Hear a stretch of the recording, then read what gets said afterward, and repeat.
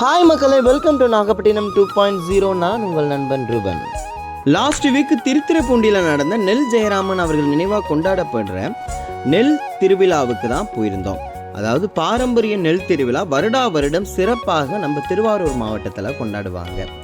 இந்த வருடம் திருத்துறைப்பூண்டியில் நடைபெற்றுச்சு. அந்த நெல் திருவிழாவுக்கு தான் போயிட்டு வந்தோம். அதோட எக்ஸ்பீரியன்ஸை தான் உங்களோட ஷேர் பண்ண போகிறோம். வாங்க வீடியோக்குள்ளே போகலாம்.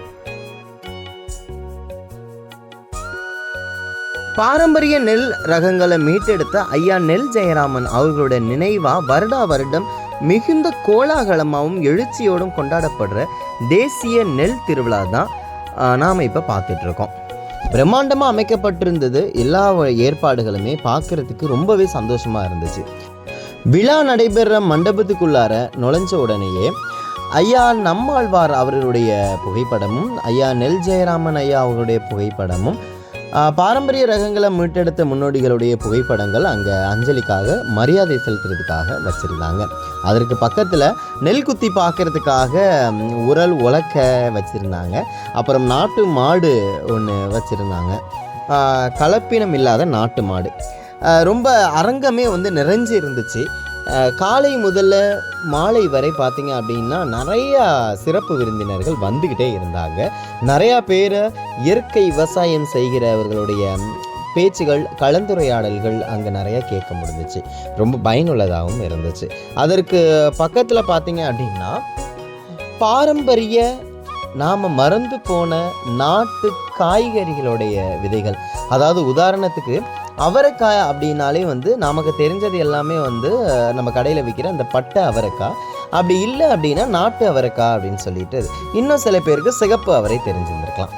ஆனால் அங்கே மூக்குத்தி அவரை, சிறகு அவரை அப்படின்னு சொல்லி நிறைய அவரை ரகங்கள் வச்சுருந்தாங்க. வெண்டைக்காய் பார்த்தீங்க அப்படின்னா வெள்ளை வெண்டைக்காய், யானத்தந்த வெண்டைக்காய், சிகப்பு வெண்டைக்காய், ஜிமிக்கி வெண்டைக்காய் அப்படின்னு சொல்லிட்டு வெண்டைக்காயிலையும் அவ்வளோ ரகங்கள் வச்சுருந்தாங்க. கத்திரிக்காவிலையும் அதே மாதிரி தான். முள்ளு கத்திரிக்காய், தொப்பி கத்திரிக்காய், கருநீல கத்திரிக்காய், உஜ்வாலா கத்திரிக்காய் அப்படின்னு சொல்லி கத்திரிக்காய் விதைகளும் நிறைய வச்சுருந்தாங்க.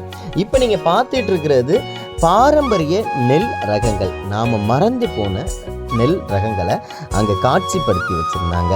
பார்க்கறதுக்கு பேர் மட்டும் இல்லாமல் அது ஒவ்வொரு சிதறி கிடந்த நெல்மணிகளை எடுத்து சுவைச்சு பார்த்தா நிறைய வித்தியாசமே இருந்துச்சு.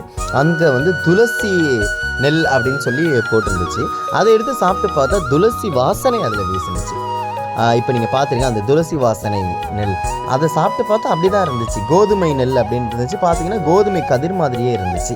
நிறைய நெல் ரகங்கள். இப்படின்னா நெல் ரகங்கள் நம்மளுக்கு இருக்குதா அப்படிங்கிற அளவுக்கு நெல் ரகங்கள் இருந்துச்சு. ரொம்பவே சந்தோஷமாக இருந்துச்சு.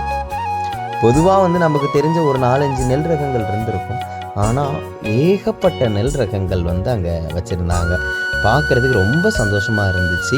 அங்கே சாகுபடி பண்ணுற விவசாயிகளுமே இருந்தாங்க. அப்போ ப்ராக்டிக்கலாக என்னென்ன இஷ்யூஸ் வருது இந்த விவசாயம் பண்ணுறதுல, இயற்கை விவசாயம் பண்ணுறப்பல ப்ராக்டிக்கலாக நமக்கு என்ன ப்ராப்ளம் வருது அப்படிங்கிறதெல்லாம் அவங்கள்ட்ட நேரடியாக நம்ம கேட்டு தெரிஞ்சுக்கிற அளவுக்கு ரொம்ப பயனுள்ளதாக இருந்துச்சு. பொதுவாக நமக்கு ஏதாவது செயல்கள் செய்கிறோம், அதில் சந்தேகங்கள் நமக்கு வந்துச்சுன்னா அதை எப்படி நம்ம எதிர்கொள்கிறதுன்னு தெரியாமல் நம்ம நிறைய நேரத்தில் தவிச்சது உண்டு. ஆனால் இங்கே இயற்கை விவசாயம், இந்த பாரம்பரிய நெல் ரகங்களை மீட்டெடுத்தவங்களும் சரி, நமக்கு அங்கேருந்து நிறைய உதவிகள் செய்கிறாங்க. நம்ம கேட்குறதுக்கெல்லாம் விளக்கம் கொடுக்குறாங்க. அடுத்து அப்படியே பார்த்துட்டு சாப்பிட போயாச்சு. சாப்பாடு இயற்கை உணவு ரொம்பவே அருமையாக சாப்பாடு ரகங்கள் செஞ்சுருந்தாங்க. கருப்பு கவுனி பொங்கல், மோர் மிளகா, வெங்காயம், அப்புறமேட்டு வடக துவையல், சாம்பார் சாதம் அப்படின்னு சொல்லிட்டு சாப்பாடுமே ரொம்ப அருமையாக இருந்துச்சு. முற்றிலும் இலவசம். பக்கத்தில் கவுண்டர் இருந்தது. அங்கே பதநீர் விற்றாங்க. மற்ற இயற்கை பானங்கள் எல்லாமே நம்ம பே பண்ணி வாங்குற மாதிரி இருந்தது. ஆனால் உணவு ஏற்பாடு பண்ணியிருந்தாங்க நிகழ்ச்சி ஏற்பாட்டாளர்கள். முழுக்க சாப்பாடு இலவசமாக எல்லாத்துக்குமே ரெடி பண்ணியிருந்தாங்க. அங்கே வந்திருந்த விவசாயிகளும் சரி, வேளாண் அறிஞர்களும் சரி, இல்லை பேராசிரியர்களும் சரி, நீண்ட வரிசையில் நின்று அழகாக சாப்பாடு வாங்கிட்டு அவங்களுக்கு கொடுக்கப்பட்ட இருக்கைகளை போய் உட்காந்து சாப்பிட்டாங்க. வருடா வருடம் நடைபெறுகிற பாரம்பரிய தேசிய நெல் திருவிழாவுக்கு வர வருடம் கண்டிப்பாக நீங்கள் வாங்க, நானும் வரேன், குடும்பத்தோட வாங்க, நானும் சந்திப்போம். இந்த வீடியோ பற்றின உங்களுடைய எண்ணங்களை ரூபனாகிய என்னோட நீங்கள் பகிர்ந்துக்கிறதுக்கு மறக்காமல் கமெண்ட் செக்ஷனில் உங்களுடைய கமெண்ட்ஸை பதிவு பண்ணுங்கள்.